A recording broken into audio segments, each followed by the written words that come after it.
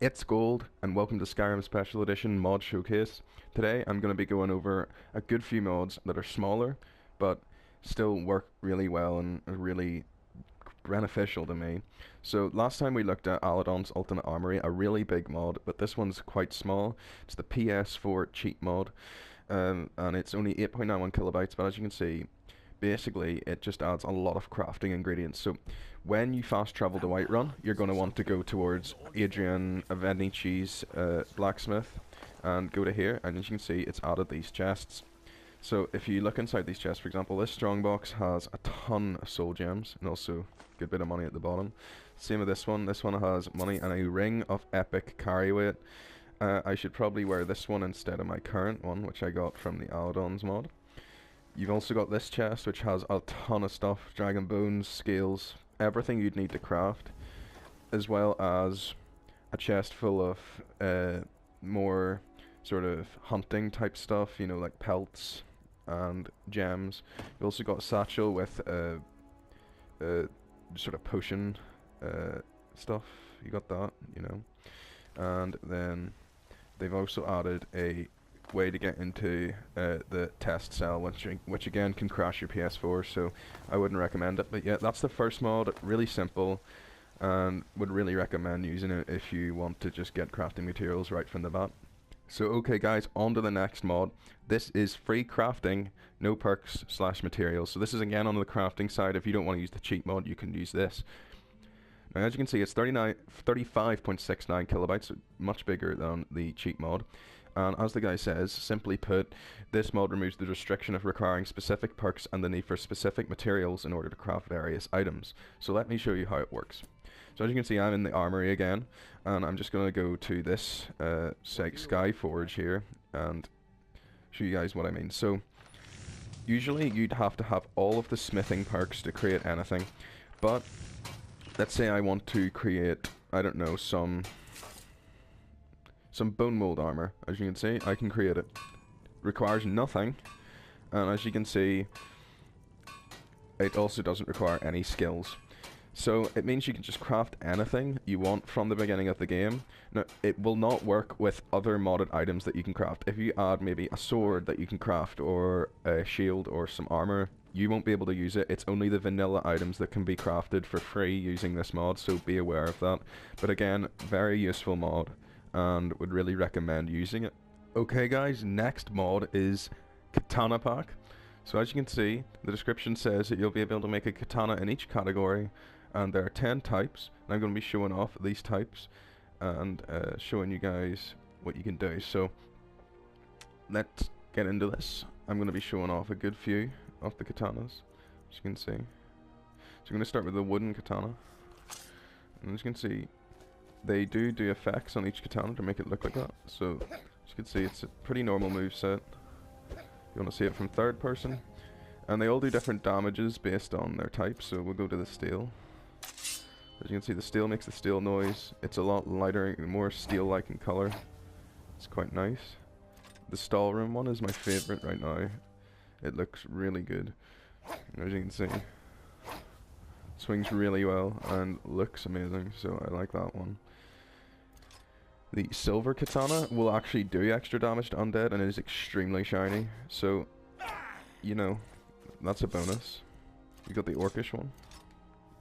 Now the orcish one is made to look like an orcish weapon. It looks actually just really dirty. I don't really like this one, but, you know, if you like orcish weaponry, you'll like this one. Golden. The golden katana is alright. It's not as gold as I would like it to be, but it's gold, and it's contained within the elven category, so you can craft it from there. The glass katana is really good. This one looks really... it's green, it's shiny green. I think this is my second favorite behind the stallroom one. Really, really good. Ebony katana. Really dark looking katana. Really good. And then finally, Daedric. The only difference is it has a bit darker and a tinge of red to it, so I like that. So those are the katanas that you can get, and they can all be crafted using the normal materials you would craft a normal sword with, so it's relatively easy to get, and definitely a mod worth checking out if you want to get a few more swords into your game. Okay guys, on to the next mod. Now this one is Instant Skill Mastery, and This one's really good. It basically gives you a really quick way to advance any skill to 100. So let me show you how it works. So you need to go to Whiterun, and just behind Arcadia's Cauldron, there is a portal in this sort of little enclave here, as you can see.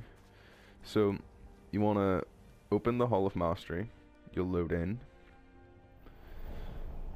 and when you open it, you'll find this corridor. It will play the Sovngarde music, which is quite funny. But as you can see, there's a ton of anvils, each with their respective things. So as you can see, destruction. This one will be conjuration. This one will be alteration. You've got bow, shield, blocking. You've got probably heavy armor. Yeah, heavy armor, light armor. You know, one-handed, two-handed, the usual stuff. There's also this one's speech, sneak. You know, the usual. So let's say I want to level up my smithing, which I believe is this one. I've already got it to 100, so it won't do anything, but if I use it, as you can see, you can get a token of mastery, which has got a massive value, and it requires nothing. So you create it. Now obviously mine won't level up because I've got 100, but your skill will level up to 100. So once you've done that, you've then got this massive thing. Now do not sell this to any NPC, of course, you won't get enough money back. There's actually this anvil here when you're coming out. You go to token exchange, and you sell it, and as you can see, oh no, I created a statue which you can then sell. So you can actually sell the Debella statue, as you can see, to someone. I'm just going to drop it. So yeah, that's that mod. Pretty good, as it's just really useful to level up a skill really quick, so that you can just play it. And it also allows you to level up specific skills. Like for me, I don't want to completely level up everything to 100, but I did want my smithing to 100, so it allowed me to do that. So really good mod, definitely worth checking out. Okay guys, on to the final mod, and the biggest out of them all. This is Necrosis, a player world space. Now, this is a player home, and there's a lot of mods out there for player homes, but this one's a little different, and I'll show you why in a second. So as you can see, it's quite big, and as you can see, it says to get there, the house and the merchant, which is hinting at what there is, but I'm just going to go and show you guys right now. So on your map, just outside Riften, there's this portal called the Necrosis portal. You come here and you can open Necrosis. Now this will end fast travel you to the area. Now when you open it, when it loads, it will take a little while to load, you'll see in a second why it takes this amount of time to load. Yeah, now if you look at your map, you are still in the game world. You can still fast travel to places, but you're apparently just outside of Whiterun, but it's you're not. You're sort of like in where Sheogorath was. I believe this is that area, but it's got a new color scheme on it. It's got a new sky. It's very strange. As you can see, you can just sort of explore this place. You've got soul husks, very much like in the soul cairn. So, you know, it's sort of a mix of lots of different areas in the game. But if you keep going to your left, you'll actually find this. Yeah, a large house. Now, if you go into here, as you can see, Golgotha. Now, that noise was the cows. There is cows. But this is Golgotha, as you can see, and you can actually just enter here. And this is the actual player home. So if I just open up this door and show you inside of it. Now it's recommended not to use torches here. Apparently it can cause the lighting to glitch out. So just a heads up, if you are going to use this mod, don't use torches in it. That was a warning from the maker of the mod himself, so just saying. Okay, so when we load in, as you can see, it's quite a dark mod, but it's got this sort of purpley tinge to it. It's quite good. So you've got a logbook here, lots of food, which you can sit at. You can't actually eat it. There's obviously an enchanter. You've got a book that is not readable.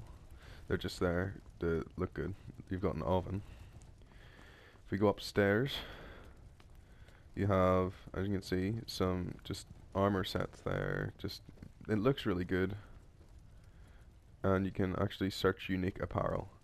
It's actually a bookshelf, but if you put stuff in there, for example, if I put a, I don't know, let's say I put one of these katanas in there. I'll try and put a katana in there. It will just disappear. It doesn't actually show anything. You've got all these swords. You've got a crown over here, and there's your bed you can sleep in. Your wardrobe. Going on round, you've got a blacksmith area, which is great. You can smith here. It is a sky forge, which is great. You've got a ton of storage chests for all your stuff. So if you want to transfer maybe the stuff from the Whiterun cheat chest into here, that's perfect. You can do that. Moving on, you've got a tanning rack and a wood chopping block. Into this room is your armory and bookshelf. So you've got a ton of mannequins, and they aren't glitchy mannequins. They will not. Well, this one is, and this one is. The rest aren't normal. They won't start walking around. Well, maybe these ones as well. It's really hard to fix the mannequins, but the majority of them are fine, and you should find them alright. You've also just got this nice table here. So that's this area. It's really, really good player home, as you can tell. Really, really good looking. So let's move on, and we'll go to the right instead of the left at that entrance area. So we just run all down, and it does play, as you can hear, the sort of like dungeon sort of secret area music that you'd get, which is quite interesting. But if I just go this way, as you can see, there's a little hut. Now this is where we came in, I believe. No, this is the mine. So you know what, I'll leave you to explore that yourselves. Now if I go to the right, you're going to see a standing stone now and a big statue. But these are all the standing stones in the game, as well as all the shrines. So that's a really good little thing. You can basically get all the shrines from here. You don't have to actually find them, which will make it easier for people who don't want to actually have to go and find shrines. You can just go straight here. So yeah, that was a good area. Moving right back to where we started, as you can see, if you go straight, I believe we should find something else. Yes, we find this sort of area. It's got a lot of standing stones, and when you walk in here, you've got Sindarian's Field Laboratory, location of the warp key, and as you can see when you read this, it will tell you can be discovered in Blackreach. So it actually links in to the main game, and once you go to Blackreach, you can actually get into here, and this gives you a whole new area, which is really interesting. So yeah, this mod is great. It's quite big, it's quite expansive. You've also got some geode veins. Don't ask me what that is. I don't have a pickaxe, so I can't mine it. But yeah, there's a lot here. There's also a staff enchanter. There's everything. There's even some heartstone deposits. So this area is a bit secretive, and you can find out that by yourselves. So yeah, that's all the mods for today. I hope you guys enjoyed it. As I said, all the mods were listed in this, and you just want to search the name of the mods in the special edition, and it should give you those mods. If you guys enjoyed the video,